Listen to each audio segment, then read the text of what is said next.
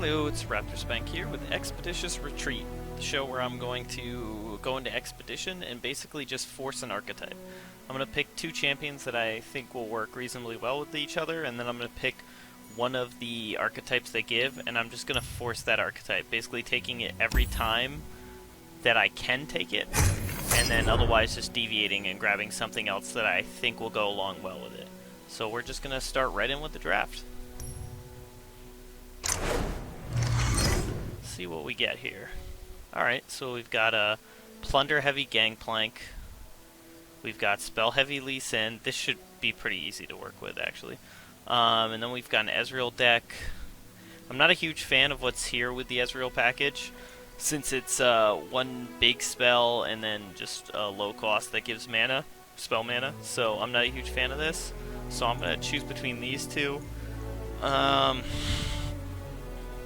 Plunder one's pretty interesting, because this is a decent way to trigger Plunder, and then Gangplank is a pretty big payoff for Plunder. Though Lee Sin is pretty good too, but this is going to rely on us to get a lot of low cost. So we're just going to go with Gangplank. I think that'll be a fun one to go with. So there's another Bilgewater. Yasuo definitely not really going to work with this. Braum... with the Ruthless Raider, that actually does make it a little bit easier to trigger Plunder, but Avalanche doesn't really work well with those, but I'm not a huge fan of this Twisted Fate either, so let's go with Braum. Alright, so... I think Raiding Party might be what we go with. Yeah, we're gonna force Raiding Party, since that matches the Gangplank one was Raiding Party, so we're gonna force Raiding Party. We don't have a raiding party here, so we have to choose between Mega Keg, Ancient Evil, and Suit Up. So Bloodthorn Pledge doesn't seem that great. Mighty Poro's not awful because it can force the damage through. This definitely doesn't seem to really work with what we've got going. Death's Hand is a good way to trigger Plunder. And Ravenous Flock might not be awful. Let's go with Mega Keg. Alright, so we have another raiding party, so that's what we're going to go with. Crackshot Corsair and Alpha Wildclaw. Yeah, pretty straightforward. Going to do it again here. And another raiding party. Okay, no raiding party here, so we're going to have to decide what we've got. This Avalanche definitely not something we wanted. The Sleight of Hand's obviously a great pick. Shared Spoils should be pretty good to... or pretty easy to benefit from. So we've got an early threat with Smash and Grab, which could be good. Slippery Wave Rider can get in through elusive value, so that's not bad. Terrors from Below is not awful, but neither is Scrap Heap, just to give early threats. But I think... I mean, right now we have plenty of early. We don't have a lot of late. I think I'm gonna go with Smash and Grab, actually. It's a little mix of both. So we got another raiding party here. So that's gonna add a buff and another elusive. Now I have to make a decision again. So I do like Pilfered Goods being here as a real payoff for the strategy we're going with. Noxie Might doesn't seem great here. Might's alright for forcing damage through, but I think we want this Pilfered Goods more than anything else. Another raiding party, so we're going to get another Warning Shot and an Ursine Spirit Walker, which is definitely a good payoff, but doesn't really synergize well with a lot of the things we have. Like Gangplank already has Overwhelm, and so does Alpha Wildclaw, and Slippery Wave Rider isn't at that level yet, or at that power, but using Fury of the North we could get it there, but that's only one turn. It's a decent payoff though, but we definitely want to look for a few more 5 costs then. 5 power. Okay, this Enlightenment's actually very tempting here, since we don't have a raiding party. Intimidating Roar is pretty bad, Iron Ballista pretty bad. This is tempting, but we have pretty good low curve, so I think we do want this late game curve. And the Ursine Spirit Walker plus Battle Fury will be good. She Who Wanders plus Spirit Walker will be good. So we're gonna go with Enlightenment here. We have another raiding party, so we're gonna get a. I'm not a huge fan of these warning shots, but they could end up paying off pretty big for us. Black Market Merchant is phenomenal, so I think that's definitely a good addition to the deck we're getting there.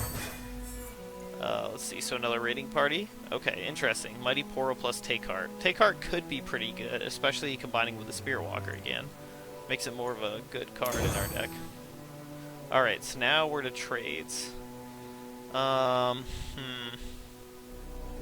Double up is tempting. Though actually I think maybe Ravenous Flock for Pilfered Goods is the best choice here.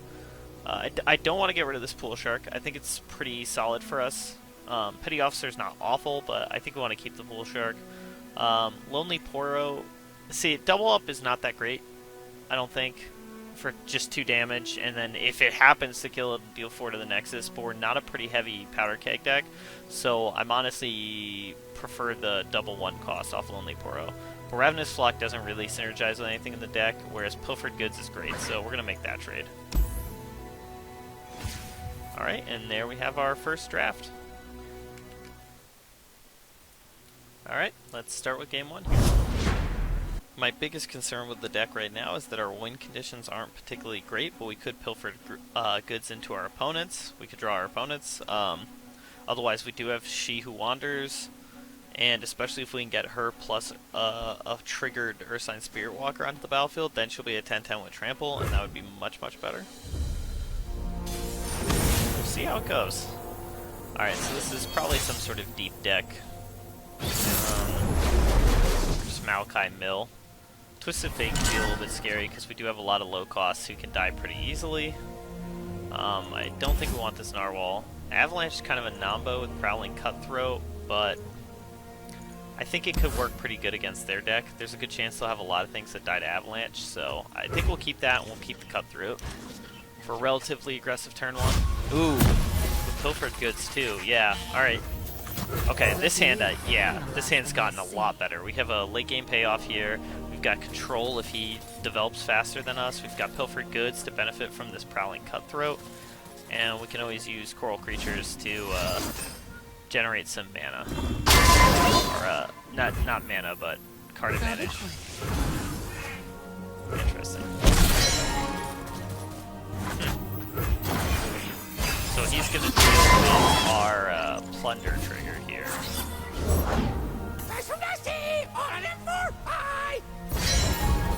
You know, I think we're going to play the Coral Creatures right away and see if we can maybe get some sort of buff spell for her.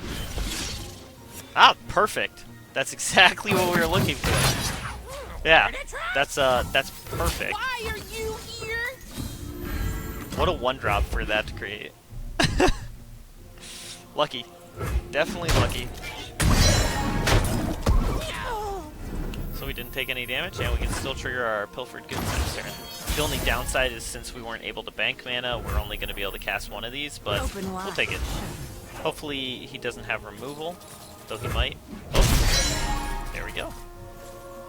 This, unfortunately, could help. What? If he's deep, this could... Oh, okay, he is deep. Alright. That's a little concerning then.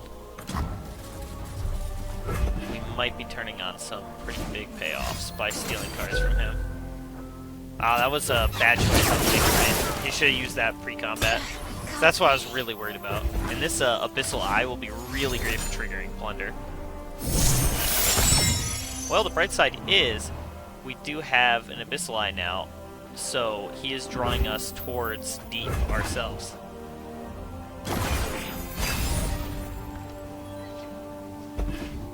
That's a pretty good way to trigger Plunder. The rot must be cut away. Yeah, I guess we just play Ruthless Raider and bank the mana.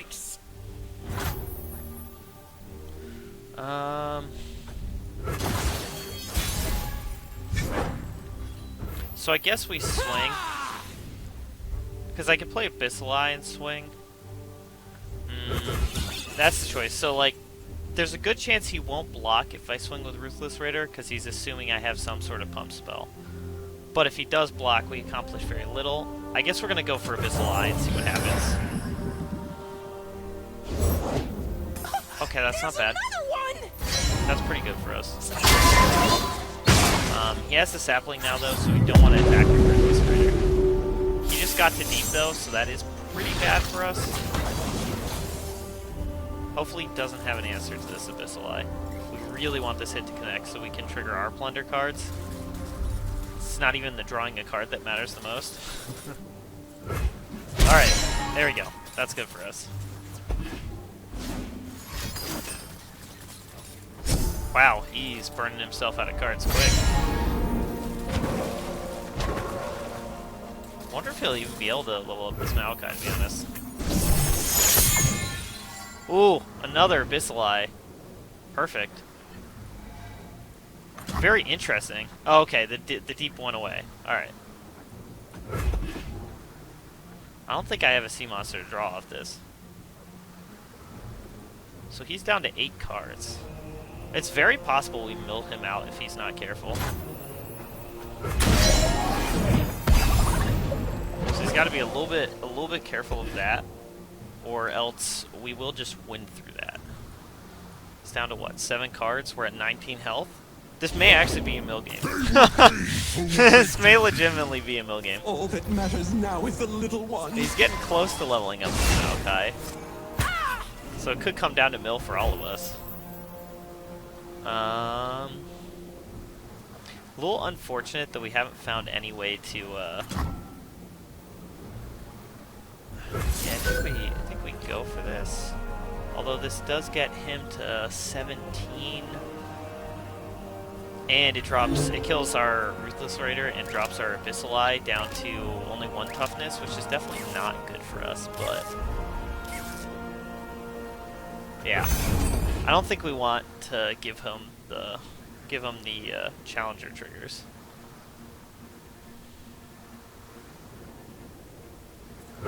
Debatable.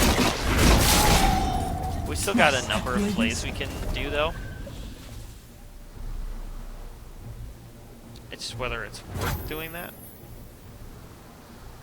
I think we're fine just going to our turn here.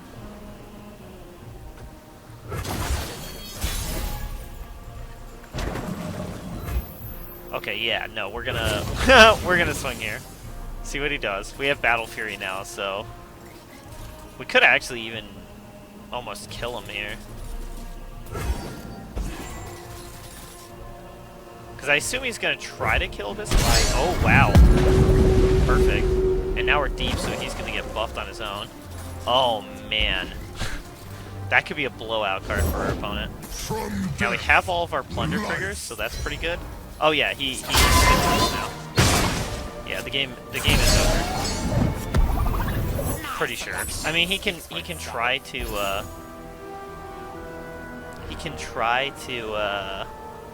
I guess cast Maokai's to cycle it. Guess that's his best choice here. I think we're gonna play this Spirit Walker. Let fury spill from the sky. Yeah, the game's not just straight up over, but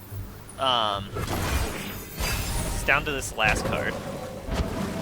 But he does have Maokai's in hand, presumably. Though if he does only have one of each champion, then yeah, there's nothing he can do here. I'm thinking like he's got multiple copies, but but in truth, he probably doesn't. Yeah, I think we're okay with that.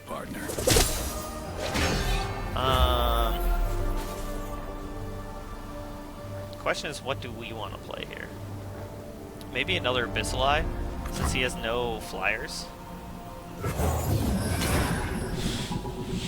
I wonder if that would kill me from mill if I plunder draw from an empty deck. I don't want to find out though. Does this Maokai level up here?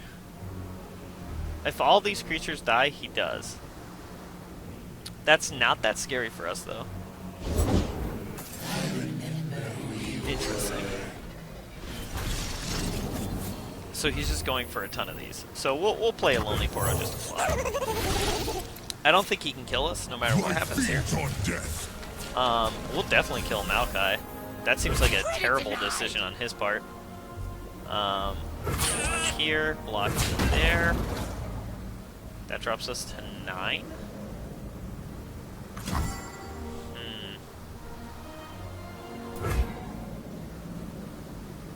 He's got 3 mana. Okay, well, we'll take that. Alright, well, we got there. Using our opponent's win conditions as our win conditions.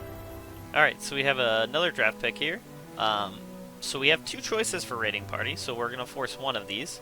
I do really like Ember Maiden, and another Gangplank. Both of those are pretty great because this gives us another payoff win condition.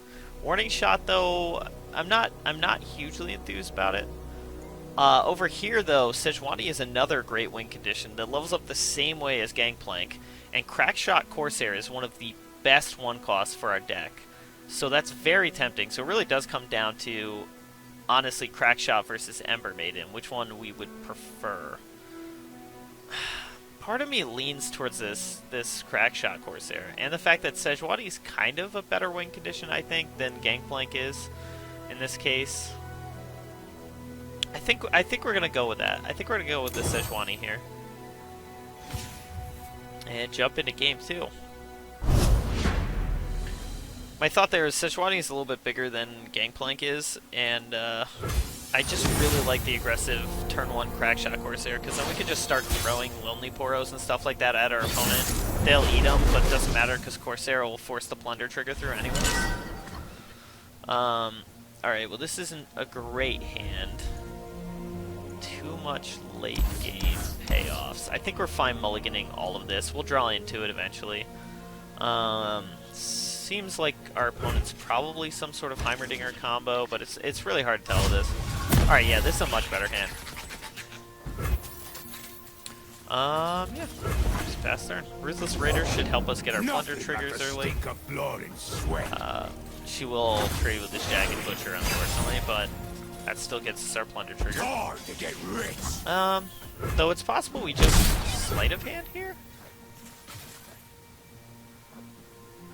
I don't know what we want to. Yeah, we'll go with this.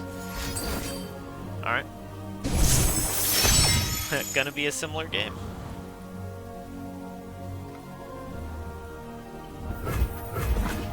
Now I wonder if we. No, we take the. We're willing to take the trade and get the Plunder trigger. Oh, definitely. Now that we can do Black Market Merchant plus Pilfered. Yeah, that's great. So we're gonna do this first, obviously, so we get the reduced cost on Pilfered Goods. Salvage isn't bad. Salvage is not bad at all. Oh, that at 4 mana is really good for us. You weren't using it. 0 cost Omen Hawk? Yeah, that sounds great. Alright, perfect. Now we've got a good blocker for this Avaros and Sentry.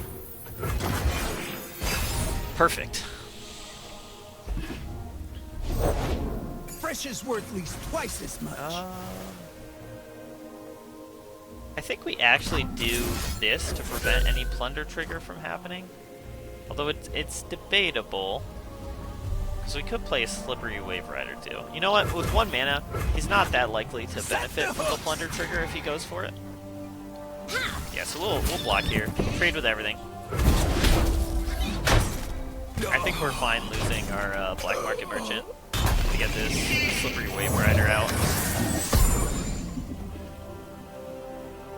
Should be able to trigger Plunder on the next round. Ha!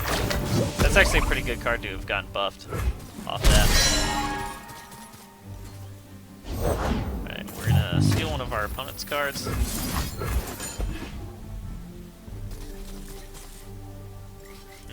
This is a little bit scary. Thermogenic, huh? Decisions.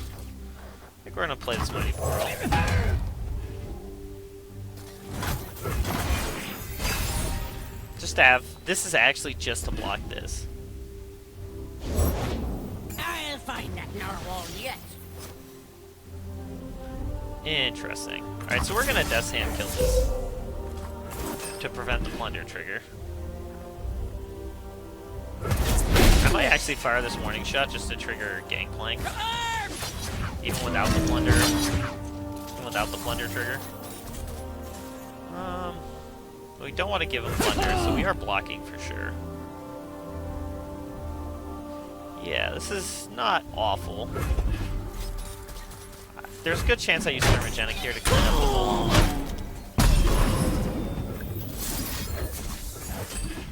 The question is whether we want to use Warning Shot to flank.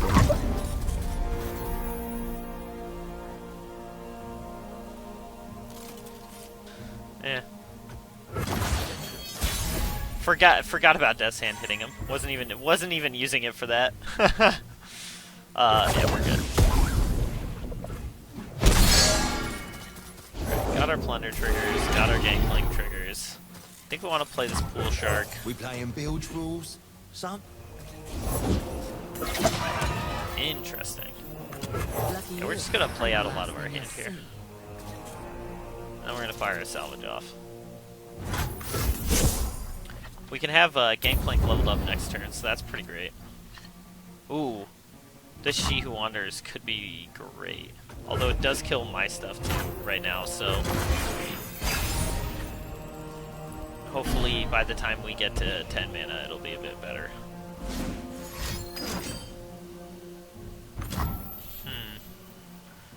Okay. That could be fine, because we could use Fury of the North to pump it. I think we may actually do that. We're definitely going to Warning Shot this round to trigger Gangplank. We'll see what he goes for with this Slippery Wave Rider.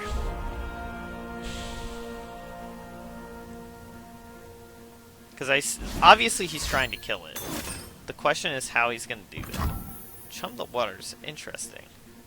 So he's going for all of my moves. That's fine.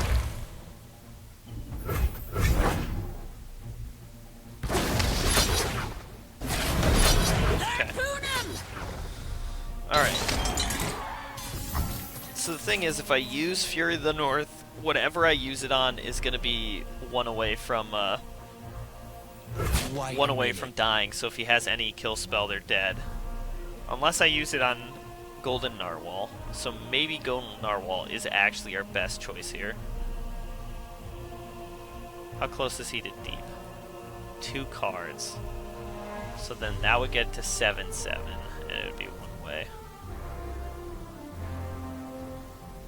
Yeah. We're gonna go for this.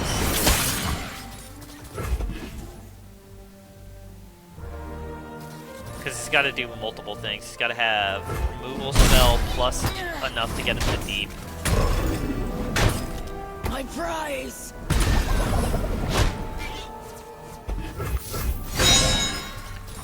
We'll just fire a Warning Shot. Pass turn. Now the question is if we want to run this Gangplank out or... Okay, that's fine.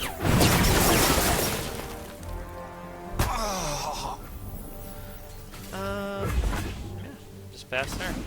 Chances are we want to run this. Oh wow! All right, so he had the multiples. All right, definitely playing the Gangplank now. Then I mean, we can go for Alpha Wild Claw too, but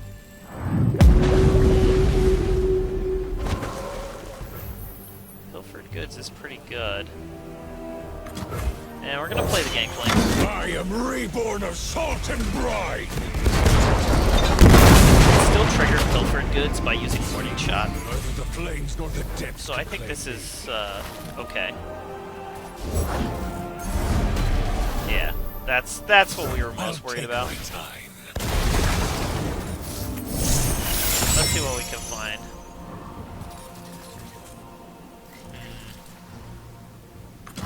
Neither of these are particularly great cards for us.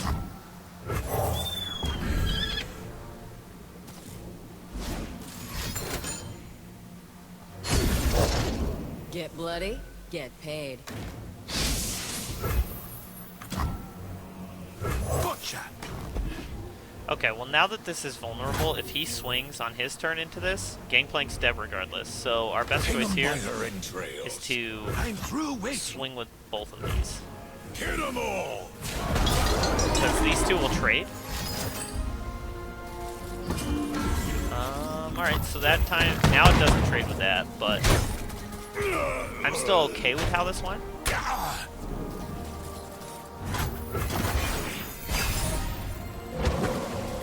If he swings with that, we get to block it here.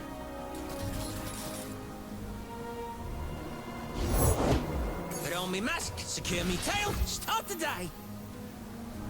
I think we're running out Wild Claw.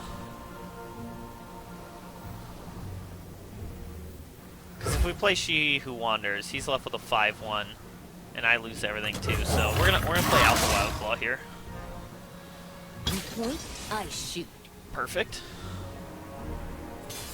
Okay, he is gonna go for it. Easy. Although, are we fine taking the damage? If we take 6, we go down to 7. He's got 2 Mushroom Clouds plus an Unknown. Yeah, we're fine with that. We want to keep this Alpha Wild Claw as built as we can. Yep. Pay dirt. Not surprised he'd fire off the mushrooms here. I don't think there's anything in his deck where he's really trying to use this. Maybe though, if he held that one. Alright, we're just gonna play this. Because if he has any followers, that... Oh, there we go. And we get another game. Let's see what our pick is after this game. Chances are he didn't have any followers that were big enough to survive She Who Wanders. And even if he did, he would have to play it, and then that would have to block She Who Wanders or he dies. So then he still dies to Wild Claw. Chances are he did that math and, and understood that that was happening. I don't think we take any of these trades. We don't really want Avalanche. It kills a lot of our own things, so we really don't want the Avalanche. So Lonely Poro for the... Even though we don't want Lonely Poro, we would prefer over an Avalanche. She Who Wanders, we just saw a game where that was pretty strong. Whereas Crowd Favorite, we're not necessarily a go wide. We could be. We have a lot of low costs, but I don't think we're really go wide enough to make Crowd Favorite a big payoff. And then we don't want to trade a Plunder trigger for Sleight of Hand. That's just not a trade we're looking for. Sleight of Hand's not that great, and without things like Prowling Cutthroat to trigger it, it's going to be a lot worse. So we'll just skip these trades. Alright, let's head into game 3 here and see if we can jank him out again with some Plunder triggers. This is going to be an interesting one. Karma plus Garen is a weird combo. Seems like it's probably going to be some sort of mid-rangey deck based on the Freljord and Demacia aspect. We have the Warning Shot here. We have Pilfered Goods to draw more cards from their hand. I'm not sure we want the Pool Shark here. Honestly, I'm not even sure we want the Warning Shot either, because chances are we could probably get this Prowling Cutthroat through. We'll keep Warning Shot, because maybe we want to fire Pilfered Goods on turn 2, and that'll be our only way to do it. Although with Ruthless Raider, it definitely feels much more like something we should do on the next one, next turn. Yeah, I guess we'll just get in. See what our opponent has.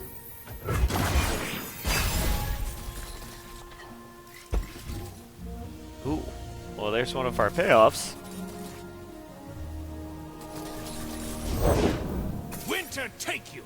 Alright, so far looking like the mid-range deck we were kind of expecting. Now the question is, do I want to set up for an Avalanche, or do I want to run out this Raider? I think we want to run out the Raider. The Winter's Claw strikes. There's potentially a lot of damage next turn. Oh, yep. See, we'll even get in right away. Perfect. Ooh, with this Black Market Merchant too, this is perfect. If it's a fight We can use want, Warning Shot to trigger Pilfered Goods. We're definitely going to lead on Merchant here. This is basically the best card I can draw at that who moment. does not know the name Laurent? Although, with that, We're still gonna play him. We're still gonna play him. Ooh, Yone, huh?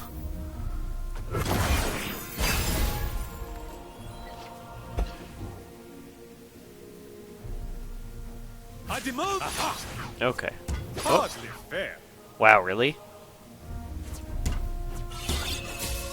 Alright, he's not sure what he wants to So do. much to learn. Alright, we're just gonna let him go here and see what he does. You call this? Okay. Alright, wait. Hardly fair. Oh no. Okay, yeah, that's fine. We're definitely okay with that. Cutthroat's basically outlived her usefulness at this point, so we're fine to just keep our black market merchant. Not stealing. Interesting. Not something I expected to see in their deck. We'll play coral creatures.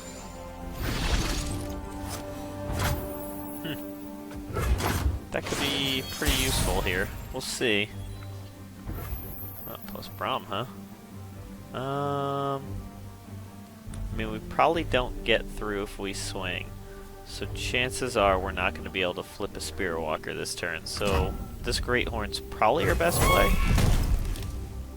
Should be kind of hard for our opponent to deal with.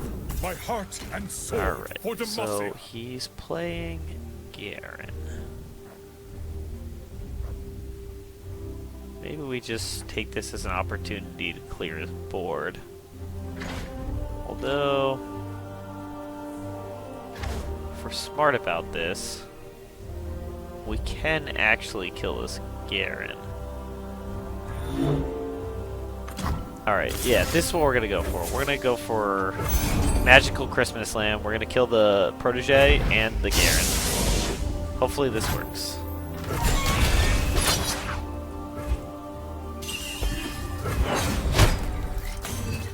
Alright, perfect. Yeah, and then we'll pull this Garen. Resonating Strike. Hopefully it doesn't have Elixir of Iron. That's the big blowout card here. Alright, perfect. Demacia We'll will take that. prevail. Now it's just a matter of finding some of our bigger payoffs. Or our opponent's bigger payoffs. I Yone could trained be for pretty this. good here. Yeah, No let's guilt, no entry. block here, because this sets it up. If she kills my merchant anyways, then I can use Avalanche to kill the Sergeant. Kind of setting up for, or the Squire, kind of setting up for future plays. Now, decisions. Probably Braum here, How can Brom help? because if he doesn't play another creature, I can force through this merchant to get a plunder trigger. We'll Okay, bring so he's peace gonna to play Ionia, Karma. whatever the cost.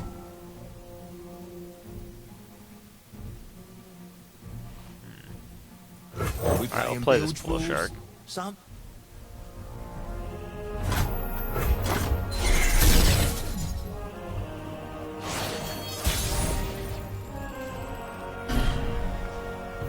Oh, perfect. Let's get him, crew.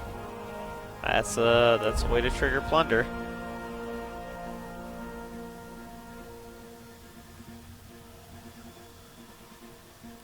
Chances are we'll swing with this Big Braum Demacia. anyways.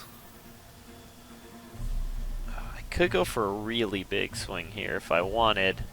Like, I could go for the Yone. I don't think we want to yet, though. I think we want to go like First we fight. this. Good luck. Have fun. Yeah. We're gonna go like this and try to play this flipped Spirit Walker. And then next turn we can Yone and or the turn after, and Delicious challenge. at that point we'll have ooh. Alright, well we're gonna lose Braum. That's unfortunate, but that's okay. We got our plunder trigger. Scratch. But yeah, we're looking to give Yone Overwhelm. So now we have our flipped Spirit Walker.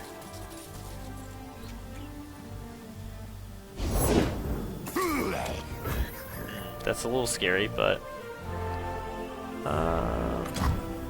I think we're just gonna play out our hand here. We're gonna play Shared Spoils and the Lonely Burrow. Because there's a lot of stuff we can chump block. It's actually one of the better Boros I could have gotten off that. Ooh! That is Sejuani? That's also a win condition we can use. So what we're probably looking to do here is maybe Plucky Poro, or no, probably Sejuani, Plucky Poro, and then Yone the following round. Pilfered Goods would be cool to pull off. That'll probably be next turn.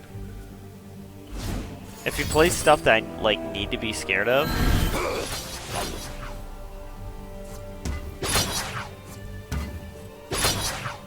interesting. He's so scared of plunder triggers, so that's actually super good for us.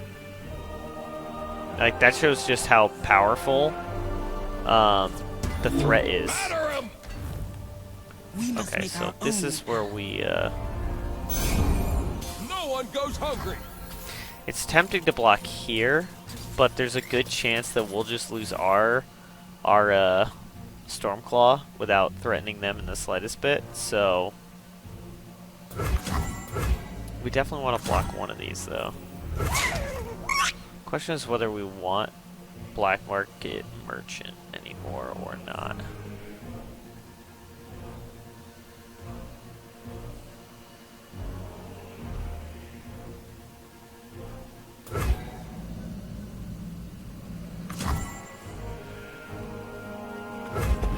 Alright.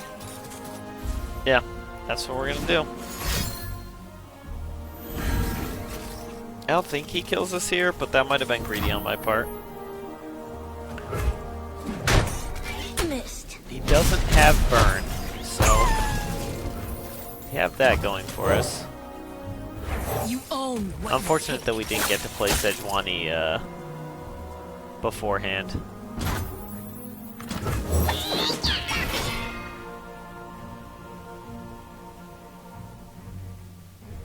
So what we'll probably do is Yone tapping down Karma Badger Bear, but maybe we're fine with Karma being able to block.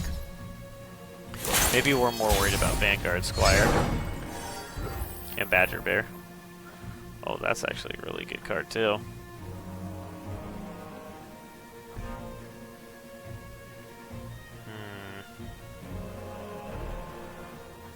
Now we're gonna play Yone. Don't want Badger Bear. We don't want Squire. I have come for the unforgiven. Now with 3 Overwhelmers, we should hopefully be able to trigger Pilfered Goods, but our opponent has a lot of mana. Maybe it would have been better to play Sejuani this turn so we could have forcibly killed the Karma. But I mean, I can always Avalanche too, depending on how this goes.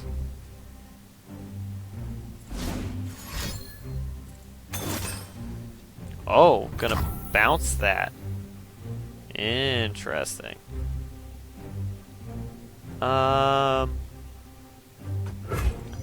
I think we're okay with that. Let's see what else he's got. He has a lot of cards at this point. Alright, well if that's gonna be the case, I think we're fine actually losing our black market.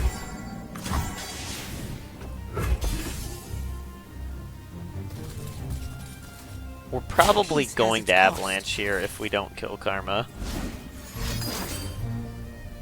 Okay.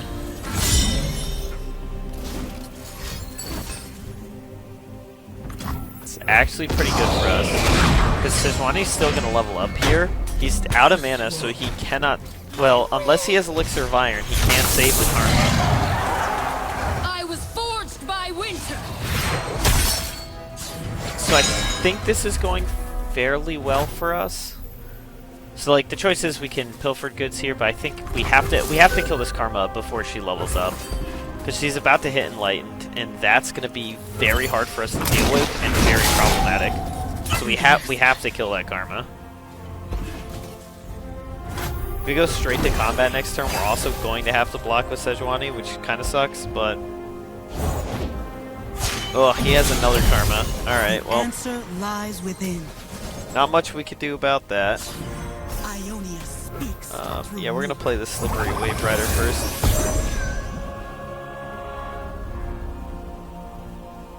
Let's see what else our opponent has. At least they have one less Yone in their deck.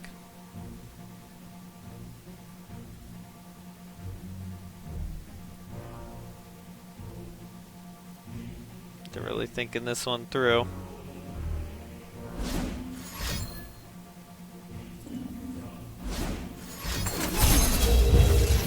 Okay, that's definitely scary.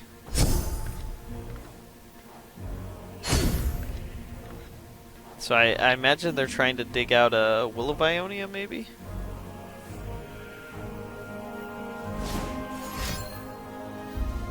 Just trying to think what else they could even have here. Well, that's something. I think that might do it then, right? Because if we block there, we're going to take 9. Well, best I can do here is just see what we find. That won't work. Chances are nothing will then. Yeah, that's game. Alright. Well, they managed to get us. They had the extra karma. That was exactly what they needed to get out of there. If they only had one concussive palm, we win. These wounds only So they make us needed the stronger. double up, and they luckily managed to get 2 karmas in their deck. Is what it is. Let's see what choices they give us. Mighty Poro for Smooth Soloist. Not a huge fan of that. One of the Lonely Poros for an Ember Maiden, though. That's or Take Heart. Both of those are pretty good. We're definitely going to take one of these trades. The question is which? Ember Maiden. So we go down a 1 cost, up a 3 cost. I really don't like this Golden Narwhal, whereas Take Heart is definitely pretty good, but a lot of our creatures end up dying anyway, so it kind of just synergizes with Braum. So I guess Ember Maiden makes the most sense here. I mean, this 1 damage every turn is huge for leveling up Sejuani. So yeah, we're gonna trade Lonely Poro for an Ember Maiden. We still have 1 in the deck. And yeah, we'll just see how that goes. Alright, so here we have game 4, backs against the wall. We have to win here or else we're going to be knocked out. Looks like another mid-range deck. A little bit of aggro with the Lucian, but I expect this to be pretty mid-rangey. Fury of the North could be good. I feel like we want to pass that, though. I think we're looking for chump blockers, and then using Warning Shot plus Sleight of Hand. Maybe Pilfered Good instead. Because we're just trying to rip apart our opponent's strategy right now. We just have to guess whether their best card is in hand or in deck. Okay, I think we're actually going to go for this Sleight of Hand.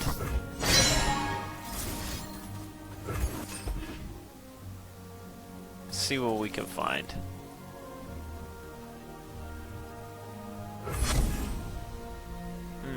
Not great.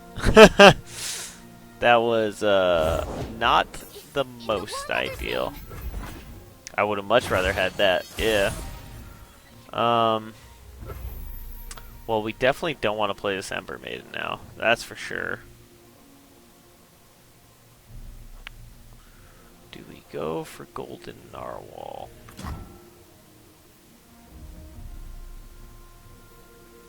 Yeah, that's probably the better play.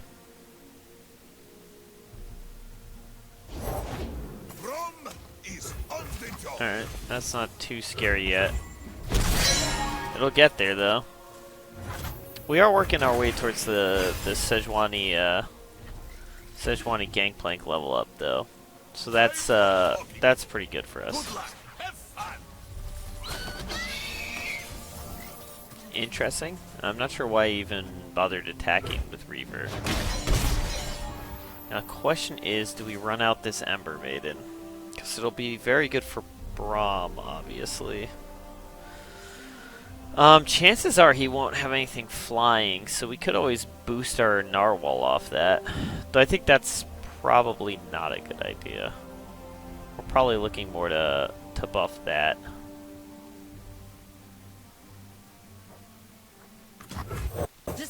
Alright, this is a little concerning, but if he doesn't have an answer for it, it will kill this Fleet Feather Tracker. And while Reaver is going to get big quick, she's also going to be a low health total. Oh, well, Lucian does make that a little bit bad, but I think Lucian will die before he sees the trigger off that.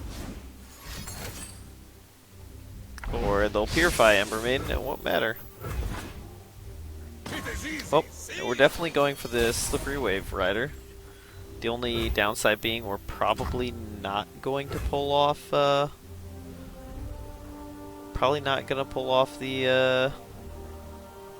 Take Heart combo on it. Although it is...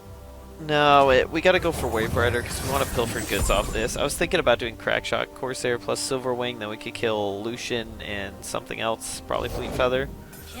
But I think this is our best choice because that's going to get us our pilfered goods this turn. Hopefully. No, with 1 mana it's definitely going to work. Yeah, we may be fast enough to beat our opponent in this race. Ooh, single combat. That's pretty good.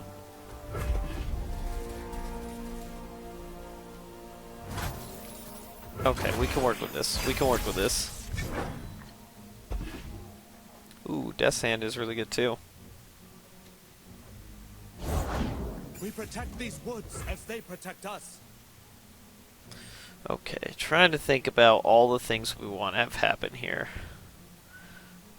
I think we're probably going to run out this Corsair because what we're looking to do is Death's Hand kill Lucian. And then single combat, probably Slippery Wave Rider hitting something else so that they can get damaged for Take Heart. So yeah, we're gonna run out this Corsair to block. Though, if it lives, it's a good plunder trigger. Nope. Or where that came from. He's got that at least. That's also true too. I could Take Heart pump my Golden Narwhal if he kills it. Or if he tries to kill it. None of this is lethal next turn. Because I'll be 2 points short. My shield is my sword. We should be friends. Stay out of my way. Burn away the shadows.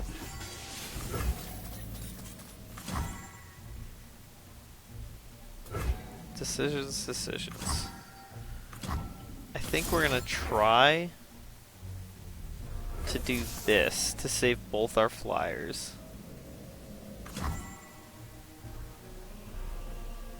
Although, if we feel... well...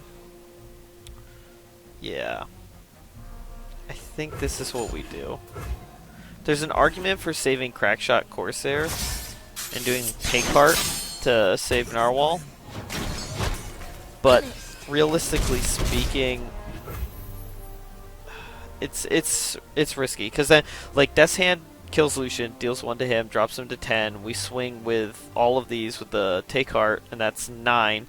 Corsair trigger kills them, but there's a couple of outs to it, and it's just yeah. If they had the right cards, that would have just ruined us right then and there. So. I was a little hesitant for it, but I probably should have just gone for it anyways. Yeah, I guess no reason Death's Hand right now. I can just bank the mana.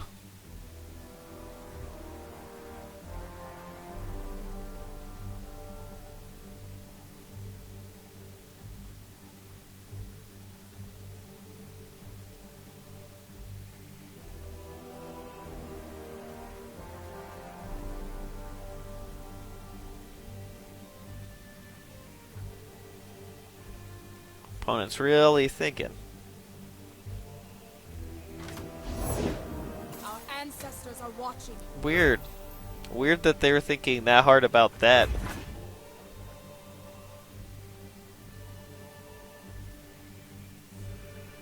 Garen would definitely be scary. That's about the scariest thing he could find.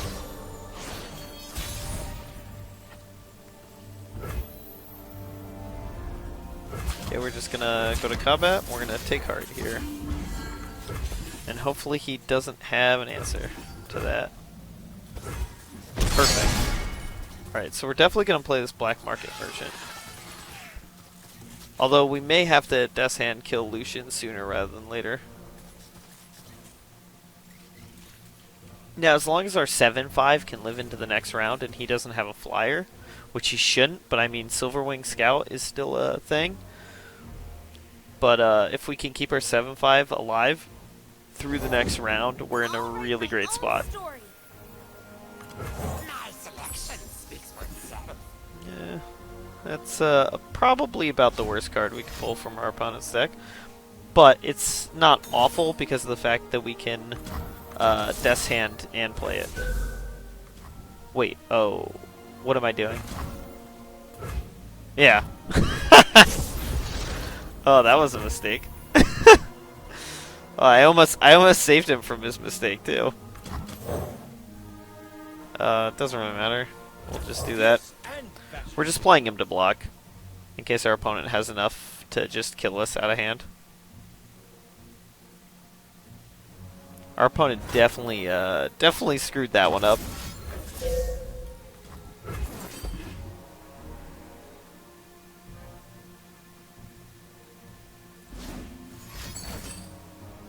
Oh, Chain Vest, pretty timely there. Oh, our opponent's down to 1. We could draw a warning shot off the top, and the game's just over right then and there.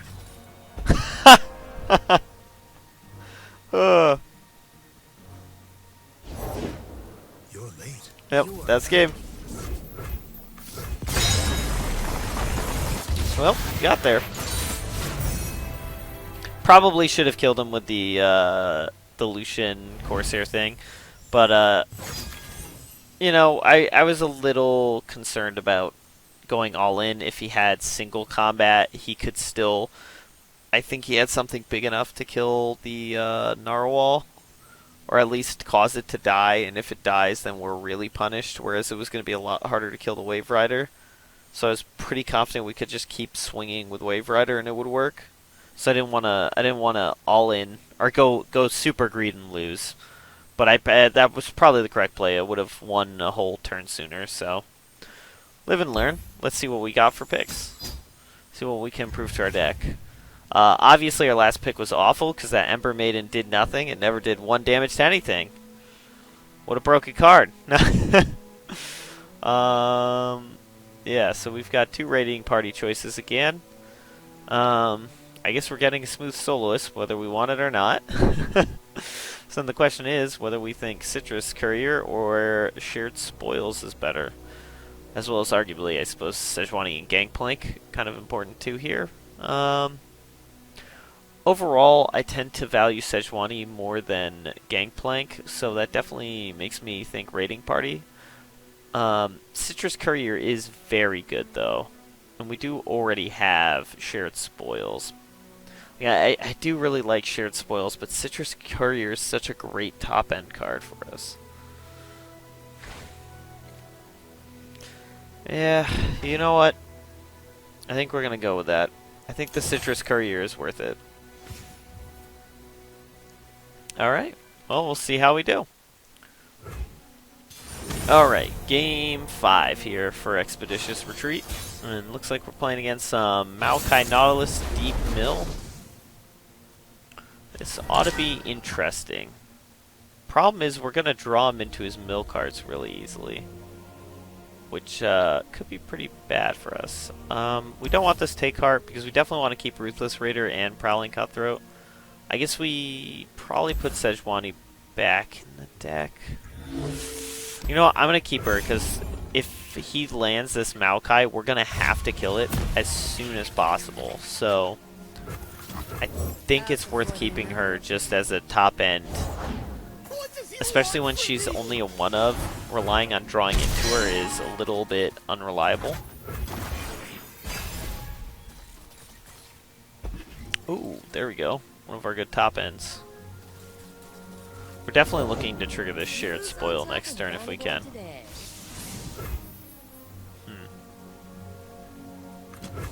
Doesn't really matter. Cutthroat's dead, but we should still be able to get damage through next turn. Not necessarily, though. Yeah, that's unfortunate. Because he's probably going to block here, so maybe we should just trade it to save our health, but...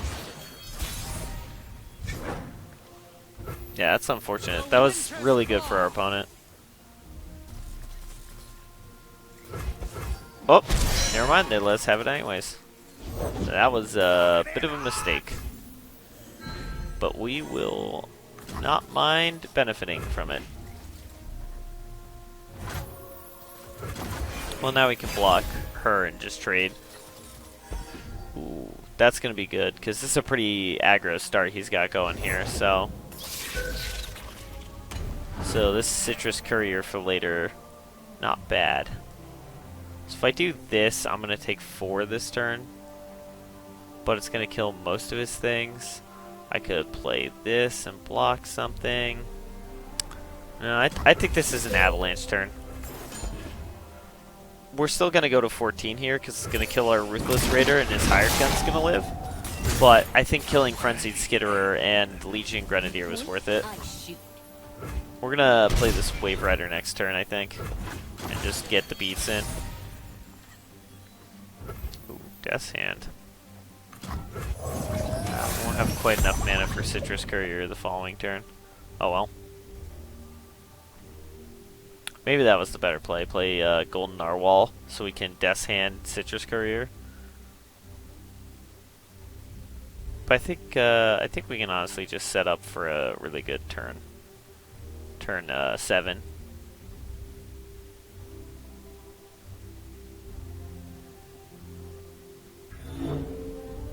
Opponent's really thinking.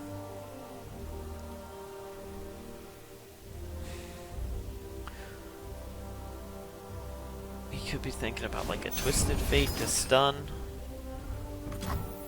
Whoa. That was not something we considered. Well, that's super unfortunate. Yeah, that's a blowout. That throws our game off quite a bit. We do have this Sejuani, though. To answer whatever big thing comes down this turn.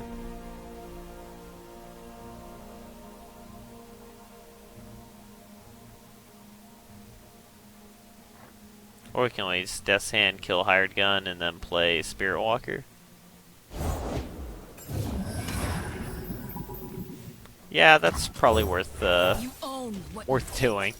Not that big, but him drawing more cards off it would be pretty bad for us, so definitely not looking for that. Alright, we're just gonna go to combat, I think, straight away.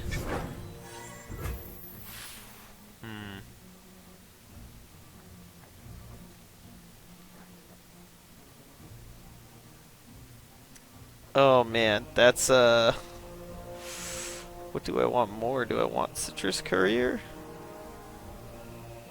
No, I think I want the Gangplank actually, because I can Citrus Courier next turn to try and get one more turn that they get damaged. Very questionable though. Let's see what he's got. The good thing is our Death's Hand can actually kill this Abyssal Eye now. Just straight up. Ooh. That's, yeah, that's sketchy. I will not be slain by whatever you are. Since we have Overwhelm, this is actually a very low risk attack. Because we can do Death's Hand to clear anything.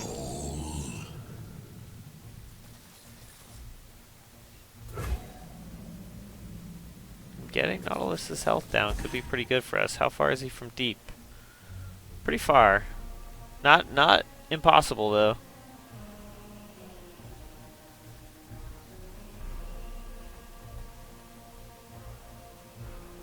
You've concerns, do ya? Alright, yeah. We'll do that. Or do we just fire the Death's Hand now? Yeah, I think we do. There's too much of a risk of him hitting deep next turn. And this is the biggest problem we can't deal with, so...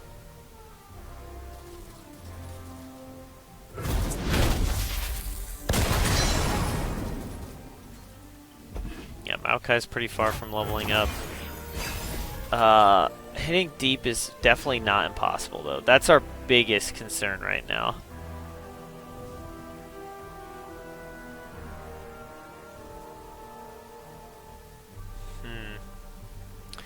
So I was thinking Citrus Courier originally, but now I'm less sure.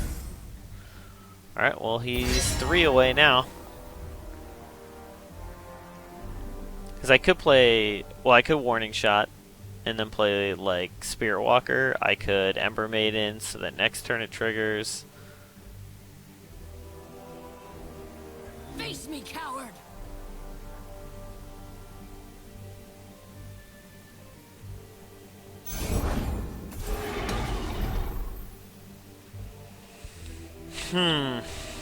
Decisions. I think we go this turn. You die. Who needs me? A sight for scurvied eyes.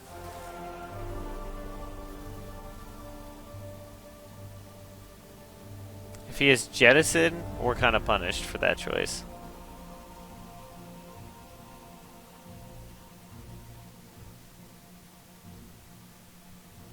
We just have to hope he doesn't have Jettison, or was that Dreg Tossers? Let's see what he does. Nothing? Alright, we're gonna swing with everything. We're definitely threatening lethal. It's only got 1 mana. I will not rest. His Nautilus is getting real low in health here. Unless he's about to jettison. Then it's problematic for us. Alright. Yeah, he's just gonna take it. Perfect. Son of a...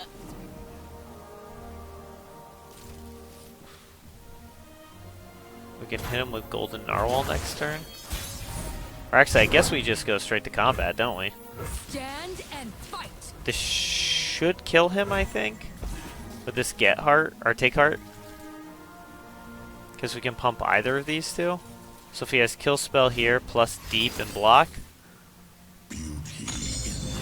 That hits deep, right? I think so. Yep. Okay. The good thing though is that like if he blocks anything, like it will kill Nautilus. Crazy enough. So he has to kill Gangplank here, which should be relatively easy for him to do.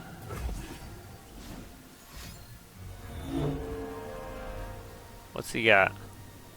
Grasp of the Undying? Oh, stun and shuffle in.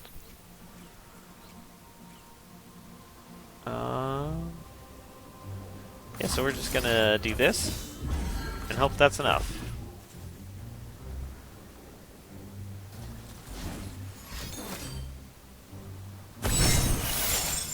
Oh, that will be game. There's nothing we have for 1 mana that gets him out of this. Yep, there we go. Alright, we got another one. That Citrus Courier we just picked up definitely proved quite useful there. As well as Gangplank. Gangplank was pretty strong. So I guess that was the right choice to go with.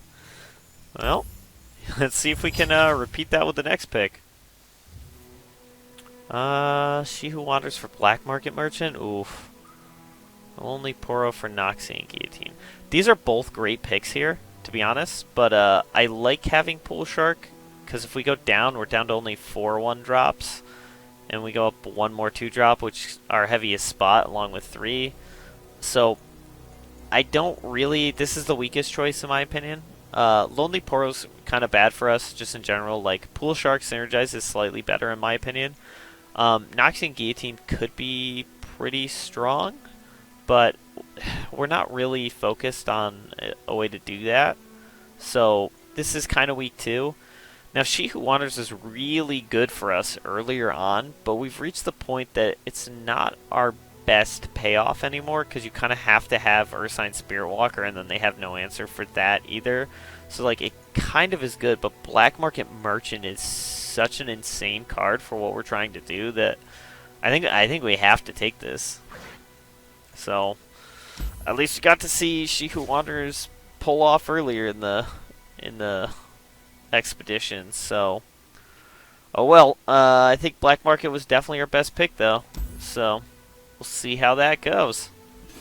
All right, so game 5 here. We'll see how we can do. Bilgewater PZ with Vi Twisted Fate. That's a little bit scary, especially if this is his only, like, those are his only 2 champions. Then that means there's going to be some consistency there. That's definitely going to be a little scary. How much of this? We definitely don't keep this Wild Claw. Crackshot Corsair is great, so we're definitely keeping that. The question is whether we want to keep both 3 costs. We're attacking second. I think we'll pitch the Poro, but we'll keep Death's Hand. Since we're not attacking on turn 3, we'll keep an answer for their turn 3. Gangplank isn't awful. Hope that's all right. Yeah. Well, no. We play Pool Shark, obviously. So if he attacks, we can block and take a toughness off it. Yep. And there we go. We saved ourselves 1 hit point. Oh man, the only downside is that this would have been great to play. Alright, we're just gonna swing here, and if we lose the Pool Shark, that sucks, but whatever. Yeah, like I said, that sucks, but whatever. We're now more likely to kill it with Death Hand. We're still gonna play this Black Market Merchant. It's too good of a card in our deck to not play. Oh, okay, nope, we are not killing the Astute Academic with this Death Hand. We're killing Chempunk. We are the ones that play cards from the other person's deck, not you. That's not allowed. Get bloody, get paid. Interesting. Well, that sucks. But I don't think that changes our plan. It just means we're going to lose Black Market Merchant no matter what happens. Oh well. We have to kill this Chempunk. We can't let that live. This is definitely a really slow start for us, though. This is not how we wanted this game to go for us. For sure. We're playing too responsively, where we really wanted to be pushing the envelope. I think I actually just do this plus Shared Spoils, and hope we hit something good. That wasn't exactly what I had in mind, but that can work. A 2/3 Coral Creature is pretty good. Oh, that's very good, actually. Our Coral Creatures have been very good to us for the 1-cost spells that they give. Actually, there's no reason for me to fire that now. I could definitely wait next turn. They're probably not going to have pump spells. Not in those colors. I mean, they could have pick a card, but that's extremely unlikely. Slippery Wave Rider. Do we want to offer a trade for that?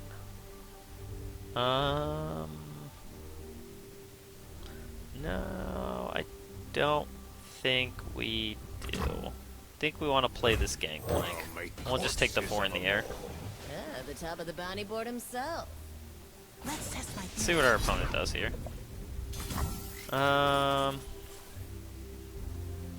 Do we risk Gangplank and block the Chump Wump? I don't think we do. I think we block like this. Now the question is, do we kill Chump or do we kill Academic?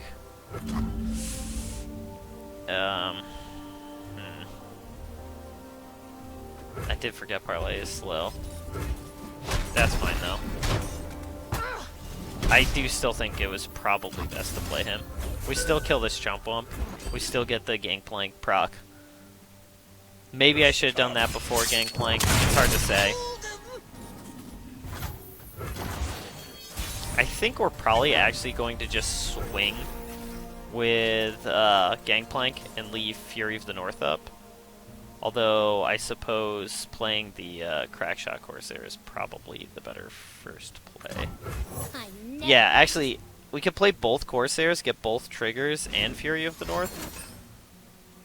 Which is probably what we're going to go for. Alright, that's a little scary, but we're probably going to kill this, because he's almost certainly going to block. I'll shoot the wings off a bilge wasp.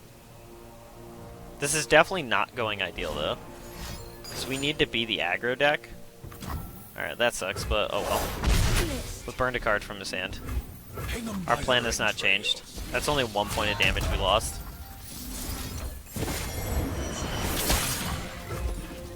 We're still going to force a fair amount through. We take the lead here, but that doesn't really mean much. I definitely think tempo's in their favor, but they have more cards than us and all that jazz. Well, that's actually a little unfortunate. That does mean we can block with this Gangplank and lose him, and it's not that devastating. Yeah, we definitely don't want to use that.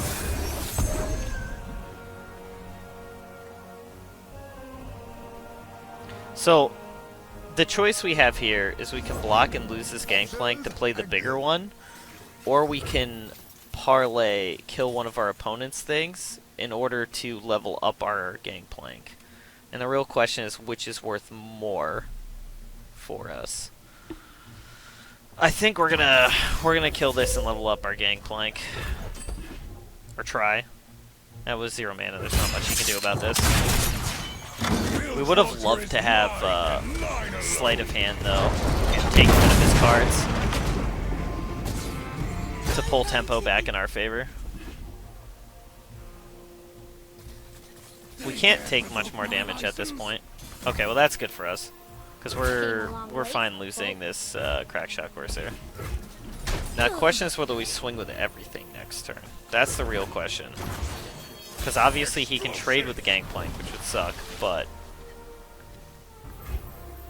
Okay. That's actually... Alright, yeah, let's see what our opponent has. Let's see if our opponent has a better card for this situation than we do. Because I'm not liking where we're at. I'm still not really liking where we're at. I mean, I can work with this, but actually, you know what? Happy to do whatever's needed. We're in decent shape here. Break their legs. Yeah, that's lethal, so he has to block. Fire.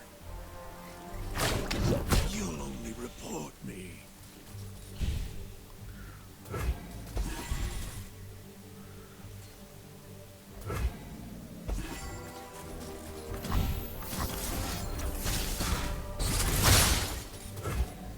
Just kind of going for max damage here. This might not be the ideal choice, but yeah, that might have been a mistake.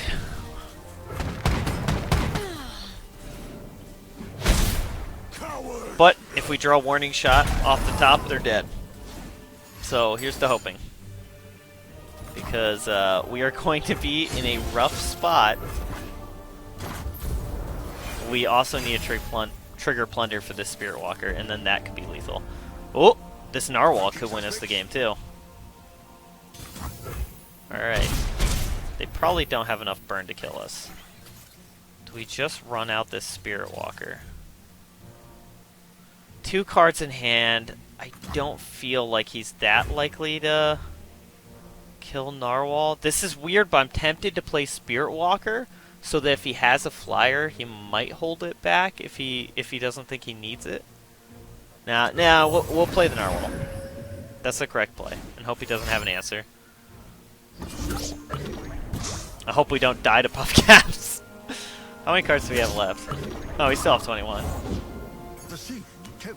I don't mind drawing more cards.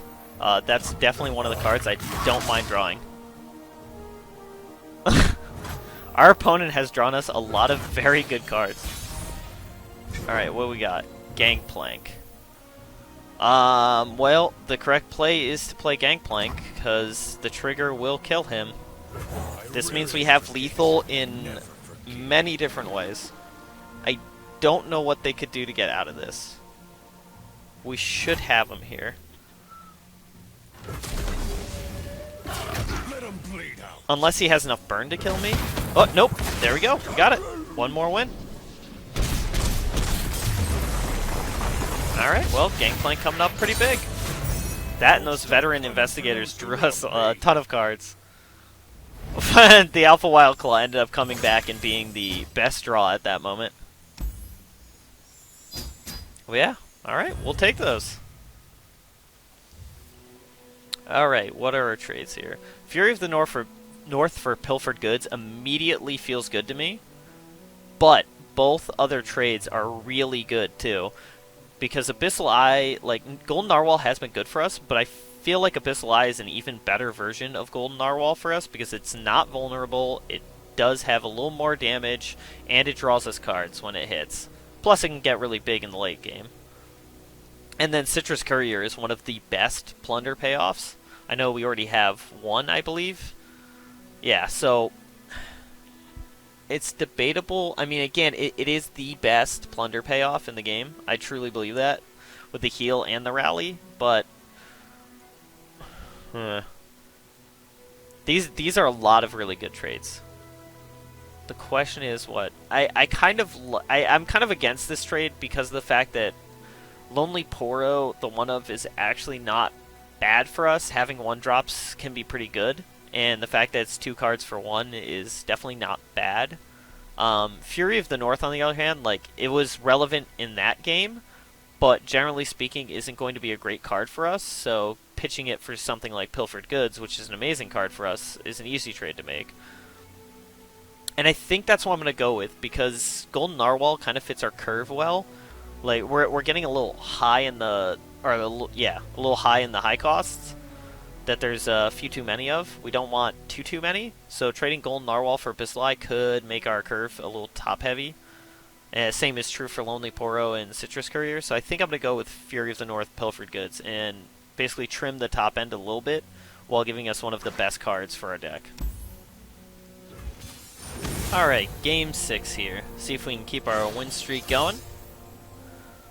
We're 2 wins away from winning the whole thing. But we are also 2 losses away. Alright, this is not an awful hand. They're probably going to be aggro with Darius and Twisted Fate. Plus the Gangplank gives them a late game payoff. So good chance we're going to want this Death's Hand. Gangplank we could probably pitch, and I don't think Warning Shot's particularly great for us. Lonely Pearl gives us early blockers, Death Hand gives us early removal. I think that's what we want to go with here. Oh, Pilfered Goods is pretty good. A little shame that we don't have the... Ooh, that's a great card if this is aggro. Ooh, that's actually one of the better Poros to get to. Where do you stand on... Well, we're not swinging into that. Unfortunate. Now the question is, do I bank the mana or not? Or do I play this Poro? I probably bank the mana, because then I can do Death's Hand plus Pilfered Goods on the next turn, potentially. That's unfortunate.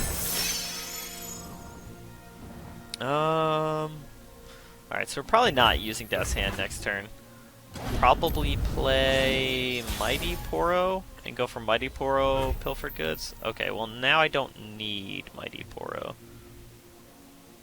This will kill my own Poro though, so I'm not in a rush to run it out. I'm gonna get Pilfered Goods this turn regardless, so that's good. Fuse is lit. I'm not sure I want that trade. Yeah, we're just gonna do this. See what we can get from him. Ooh, a Citrus Courier and Whirling Death? That's incredible.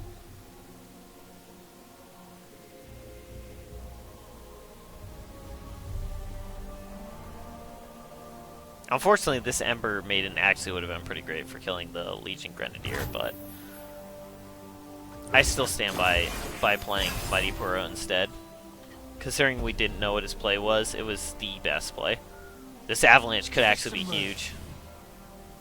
I'll definitely block with Mighty Poro. If he doesn't think that I'll do that, that's yeah. We will do that.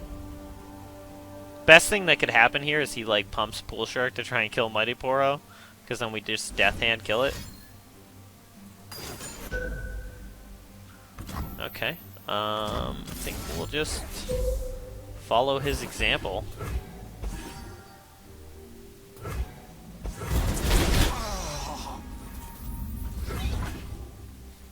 Yeah, probably should play Nimble Poro.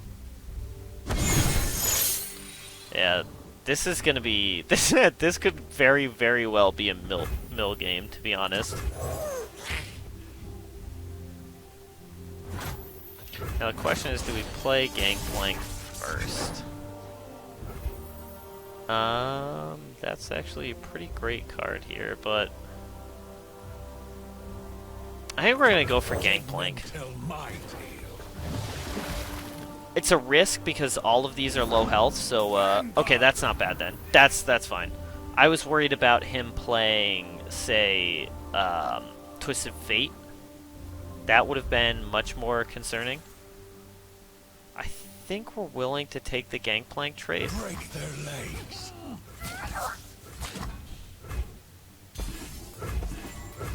Yeah, I think we're willing to take the Gangplank trade if he wants it with Trifarian Shieldbreaker. Because this will be a problem for us anyways. If he blocks... Okay, yeah. So then, yeah, that's fine.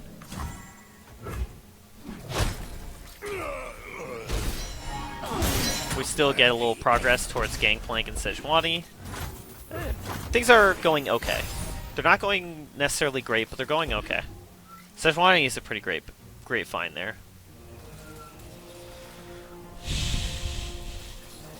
Finding this Citrus Courier was definitely good for us.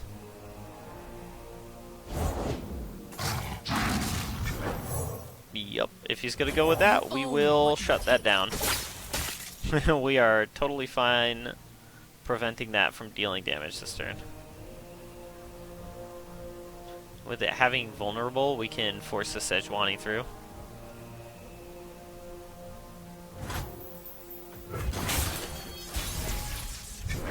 Oh wait, right. That's a one-turn thing. Don't mind me. Don't mind me with the terrible ideas.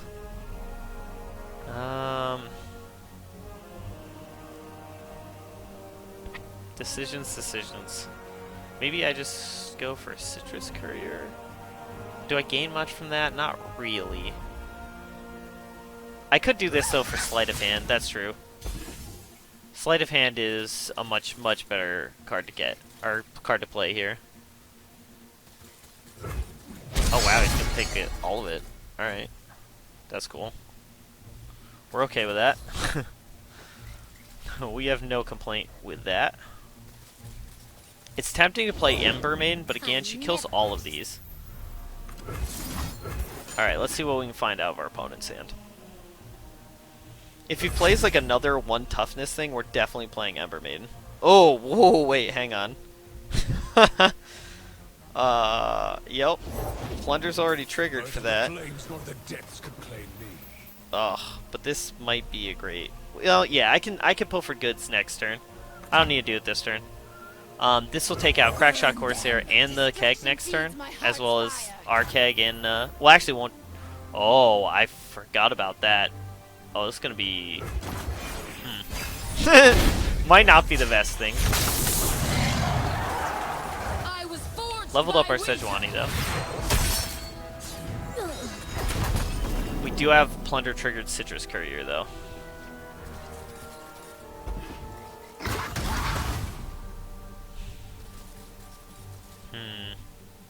I think we're okay taking the full damage here. Because we're about to heal and rally.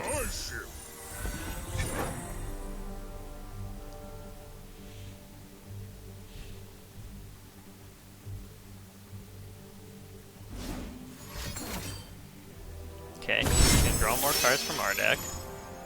I could draw cards from his. Surrender the melody. That's a little sketchy. Alright, so we're just going to go to combat here and keep Whirling Death up so Sejuani can kill something. Although...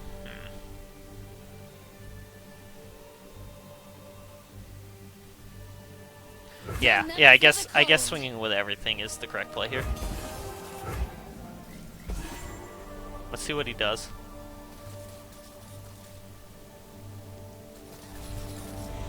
Probably we Whirling Death kill whatever blocks Sejuani. Yeah, this is great for us. Because then that should... Yeah, it doesn't kill the Soloist, but he's going to take a ton of damage here. And my stuff lives. Thanks for the Whirling Death, my man.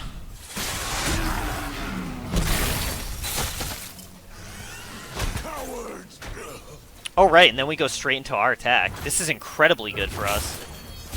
I didn't even think about that part. Yeah, we're just going to go straight into combat and swing. See if he has an answer to all three. I don't think he should, though. Warning shot? Okay.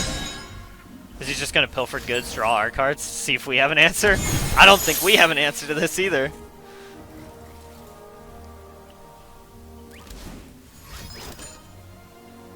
Alright, another warning shot.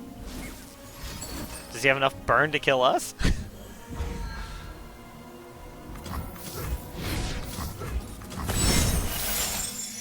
Well, let's see what he has. Ooh, Noxian Fervor. Yeah. Yep, that game is very over. Especially after pulling Fervor. Alright, well, there we go. We've made it to the final game. The big money, no whammies. And let's see what our final trades are. Okay, we can get rid of Ruthless Raider for shared spoils. I'm not sure I like that. Ruthless Raider is pretty good for us. Alpha Wildclaw for Urside, that's actually something that I'm a little more okay with. Though, I think in the end we're probably going to trade Avalanche for Wolf Rider.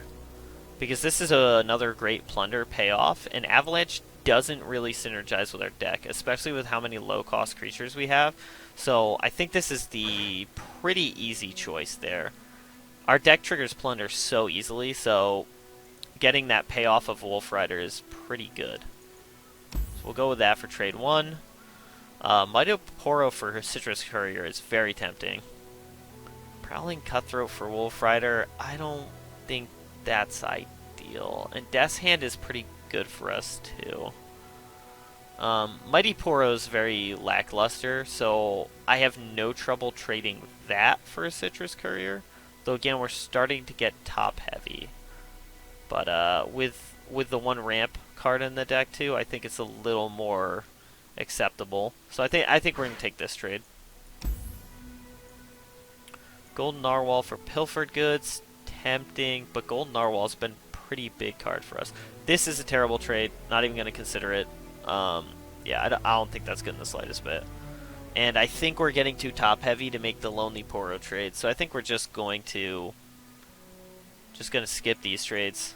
This is like the most debatable one here, but I think if we drop Narwhal, we're starting to go down way too many plunder triggers, so Pilfered Goods is not going to be worth quite as much.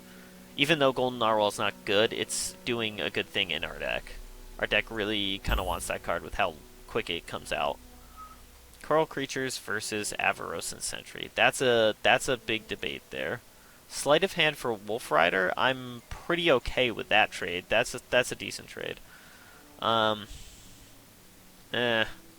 Claw's been pretty big for us. I think having a big body like that with Trample is probably better interest for us than the 7 cost.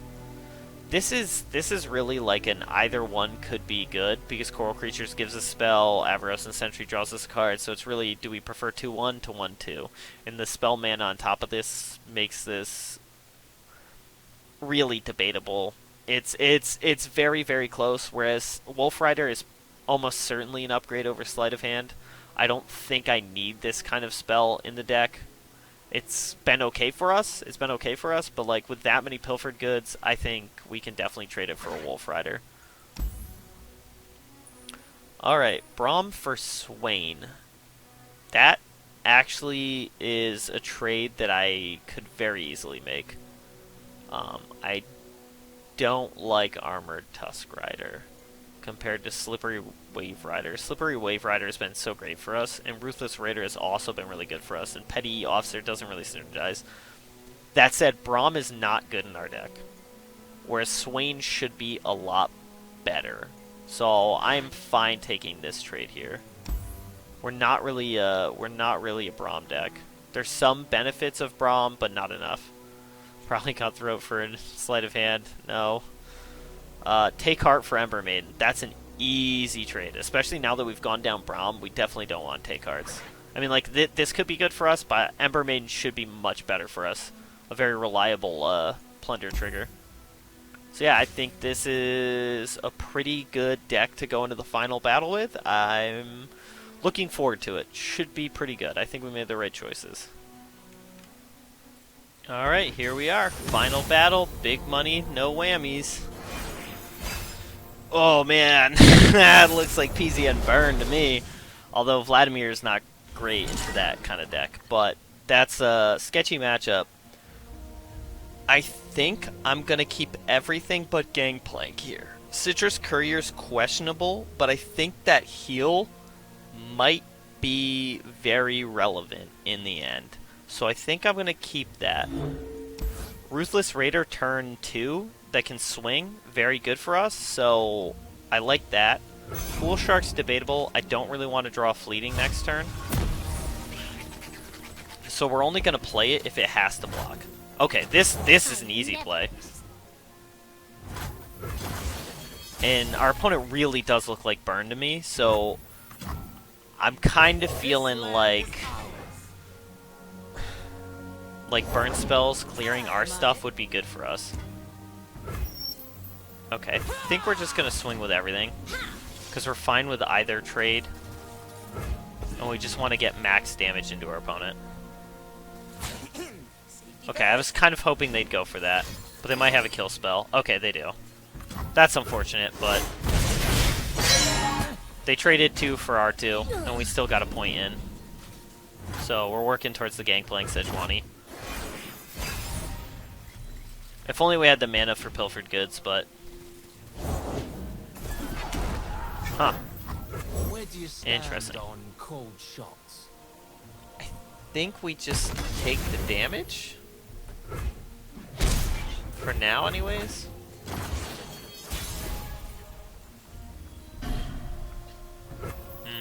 That's unfortunate. Give us some room.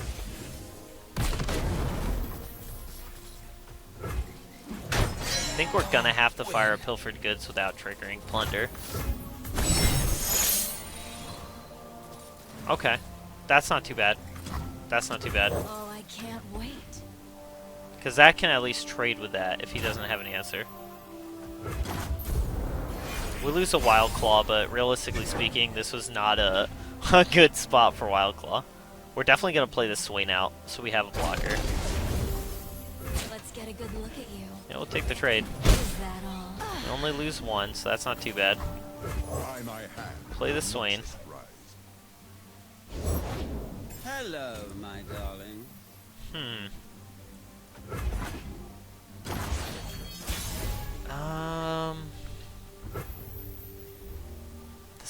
Decisions. We can play Sejuani to Frostbite here. We can just swing. We have Battle Fury to protect him. I think Sejuani's our best play here. Pain is nothing.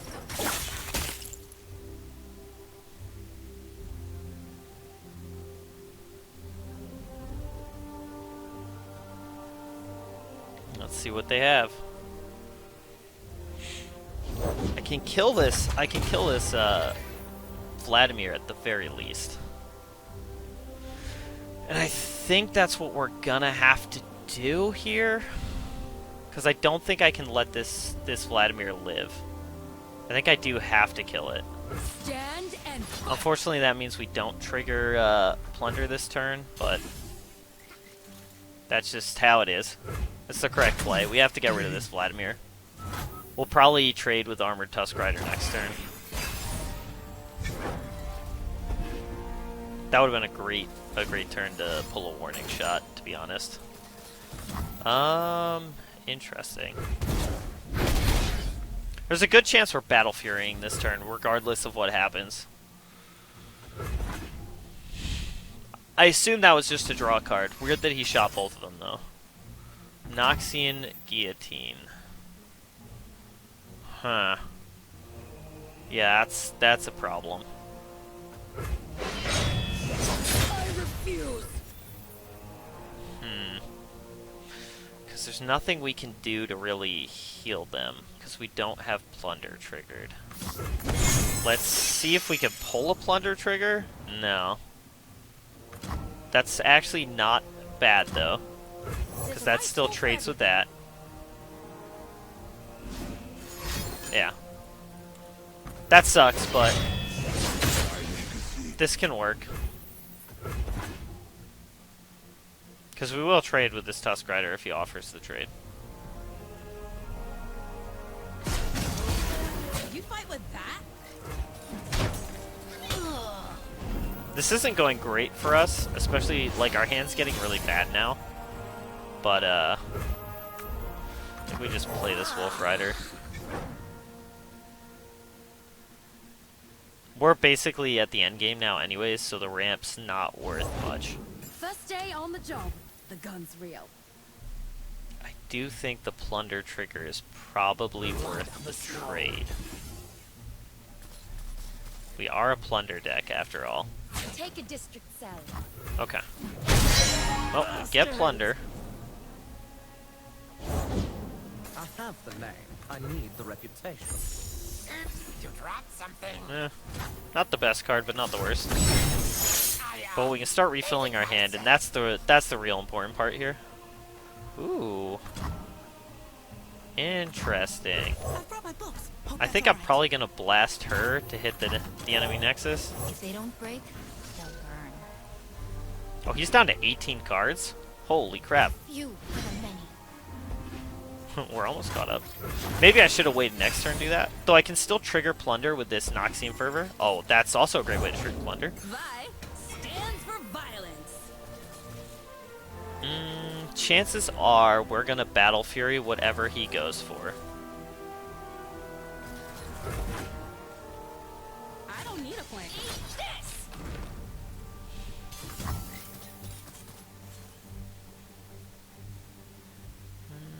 Or do we just take the 3? I think we just take the 3.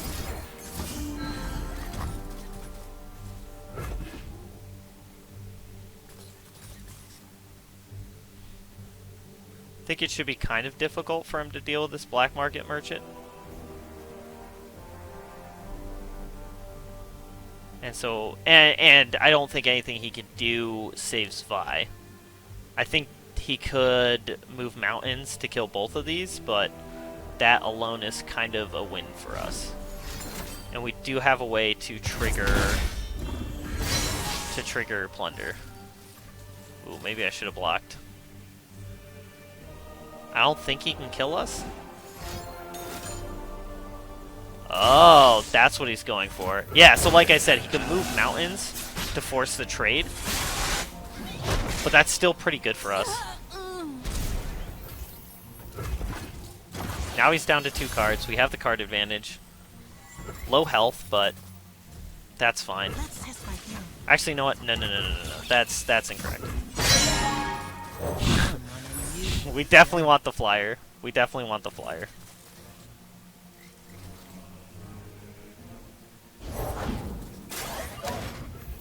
That's fine. We're just not going to swing with these. These are just blockers now.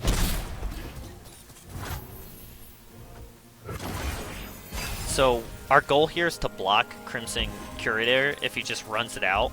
And then we're going to Noxian Fervor, whatever blocks it. So this can block here without dying. So this is the ideal because then we can play Citrus Courier, heal ourselves, and rally.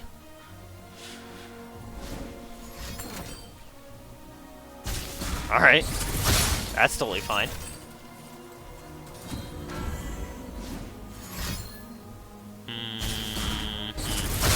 Are we actually dead here?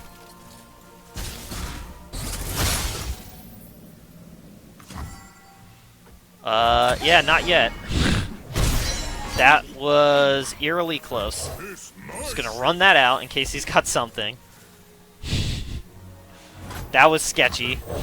That was very, very sketchy. I don't think I swing with this turn because of all of his buffs. I do not believe that's in our best interest. Okay, we're just gonna play Golden Narwhal. Let's see what he's got. Last 2 cards. Does he have enough burn?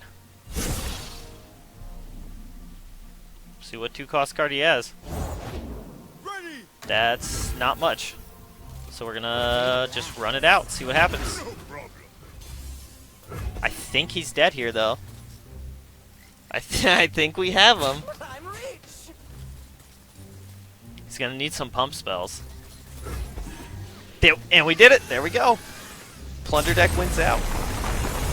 Obviously, we've learned that forcing Raiding Party works. That was a really sketchy game. I'm kind of surprised we got there. That was looking real dicey.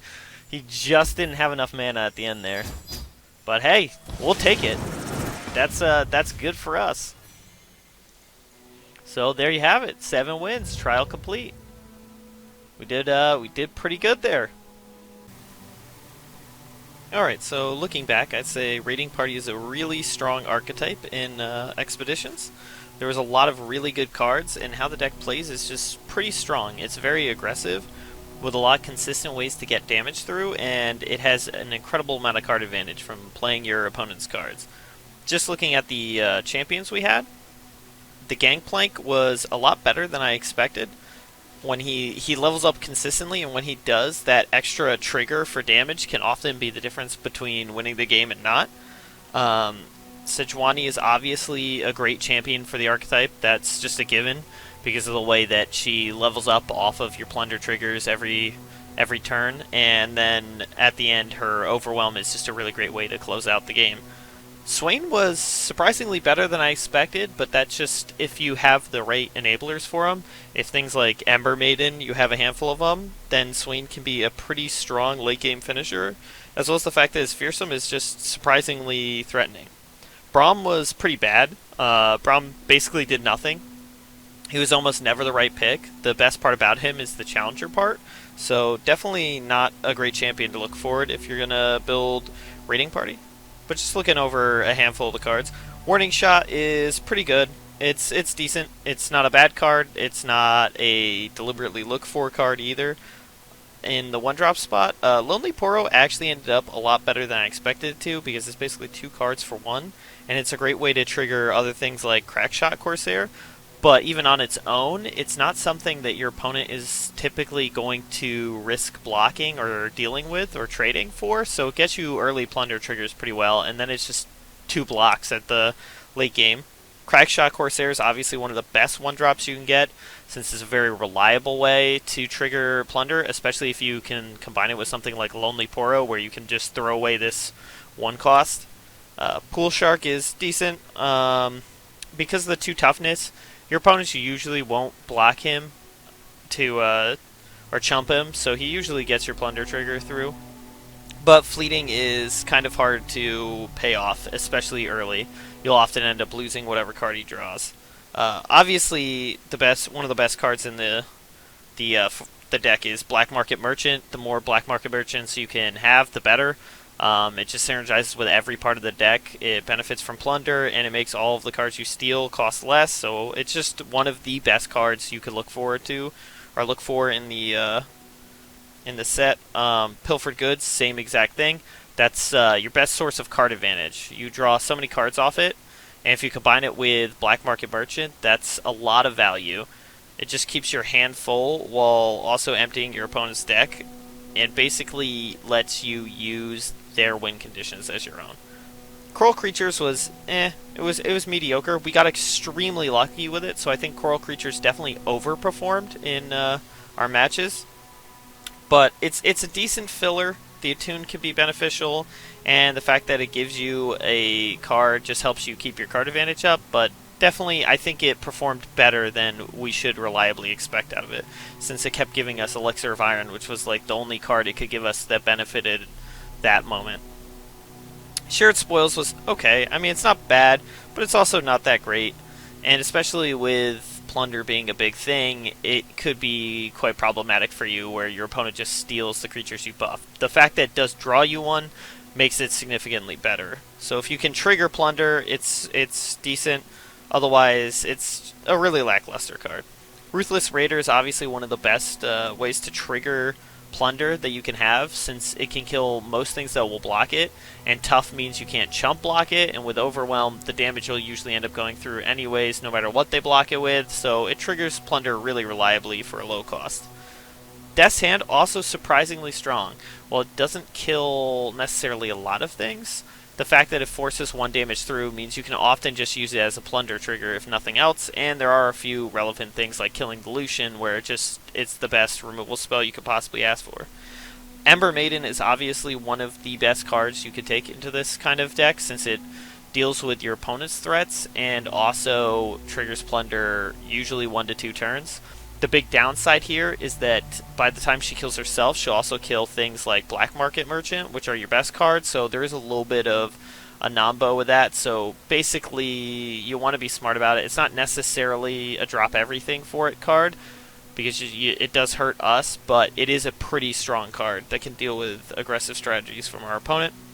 Golden Narwhal actually overperformed by an incredible amount, and I'm a lot more convinced with the card because of its elusive quality. It's pretty good at pushing plunder through, and with that much toughness it doesn't die quickly, and if your opponent keeps swinging into it and pulling it, that's less damage you're taking while still reliably triggering plunder. So Golden Narwhal is actually significantly better than I expected.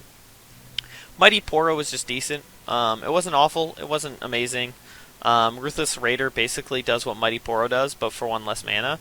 Mighty Poro obviously is more likely to survive combat, but basically it's just an overwhelmed creature to force through a plunder trigger. Sleight of Hand, pretty mediocre. I said it at the time. Every time I was given a choice of either picking it or getting rid of it, it's very mediocre. It's a slow spell, it costs 3 mana, so it's a little bit hard to trigger plunder and cast it. If you're using spells to trigger plunder, then it's hard to use those spells and cast Sleight of Hand, and just in general, it's not that great. It's nice to pull a card out of your opponent's hand and reduce how many cards they have. Like that factor alone is pretty strong, but it just costs too much mana for what it does. Take Heart, really mediocre. There was 1 game where it did decently, but even then, I don't think it was the difference between winning or losing that game, so Take Heart just really does not work with the deck that well. Same goes for Avalanche. It can be great for dealing with some really aggressive threats, but just like Ember Maiden, it kills pretty much all of the cards we care about. It kills our Black Market Merchants, it kills all of these low costs we have for triggering plunder. It's definitely not a card you wanna look for, and you probably won't end up casting it much. Fury of the North, that was okay. It was alright. It wasn't that big, but it occasionally gives you some really great plays where your opponent tries to deal with one of your threats and you can save it, or you can force damage through on one of your overwhelmed creatures. Same thing for Wolf Rider. I don't think we really wanted the extra mana gem. It's not that we didn't want it either, it's just like it was never something that was better than other plunder triggers, so it was actually kind of lackluster. It's decent for pushing through damage for plunder triggers too with 4 power and overwhelm, but it definitely wasn't as strong as I thought it would be. Meanwhile, Slippery Wave Rider was much better than I expected. It's a pretty big elusive threat, and the attune just gives you a little extra mana. Basically just ended up forcing plunder triggers through for us a lot, and if they ever played something like Shadow Assassin, it just eats it. So it's a pretty strong card. I actually was impressed by how well Slippery Wave Rider did. I was a little disappointed with Ursine Spirit Walker by comparison.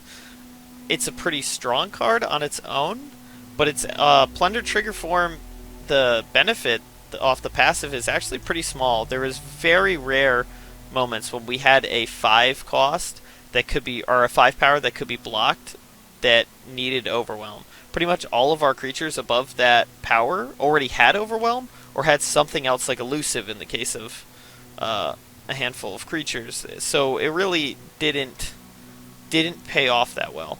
It was kind of mediocre. It was mostly just a 6/6 with overwhelm. Alpha Wild Claw was actually surprisingly good. It's a great late game finisher and a pretty reliable way to force through plunder triggers, so that actually ended up a lot better than I was expecting. I just kind of took it as sort of draft chaff just to fill in the curve, but the card's actually pretty strong in the deck. Citrus Courier, of course, really strong. The rallying is pretty relevant. Healing can occasionally be as well, so that's obviously a great late game curve topper for the deck. Smooth Soloist was okay.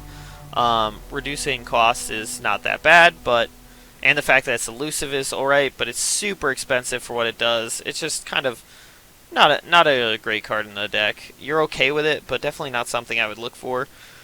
Battle Fury is also one of those things. Having one of them is pretty nice, especially when you have stuff like Sejuani and all these Overwhelmers where you could steal a game with it. So it's not bad, but you definitely don't want too many of it. She Who Wanders ended up being alright, but definitely I was fine with trading it away when I did. It's just kind of, if you need the curve topper, it's great, but it does kill a lot of your own things, so you basically need to have stabilized by the time you play her. So that was my overall impression. I think Raiding Party is a really, really solid archetype to force if you want to play that style. They've printed so many good card advantage cards in Plunder that Raiding Party is very, very strong for that reason. You generate so many cards, and all the time you're stealing things from your opponent, which is even more relevant in Expeditions where they're going to have less consistency in number of cards usually. So the more pilfered goods you can get, the better. It just really takes apart your opponent's strategy. So those are the big cards you want to look for, is pilfered goods and black market merchant. And then you want some way to reliably trigger plunder. Usually stuff like Prowling Cutthroat, Crackshot Corsair, those will do great. If you can find a Misfortune, that's also good. Twisted Fate's not bad either for his dealing 1 damage to all enemies, including the Nexus, but generally speaking, I think Gangplank and Sejuani are pretty good payoffs, and if you can pick up some really strong elusive creatures, then the deck really does play very, very potently. Hope you guys enjoyed the video. It's one of a couple of different shows I'm considering doing relatively regularly, so let me know what you think. If you like it, I'll keep making more of them. And yeah, thanks for checking it out.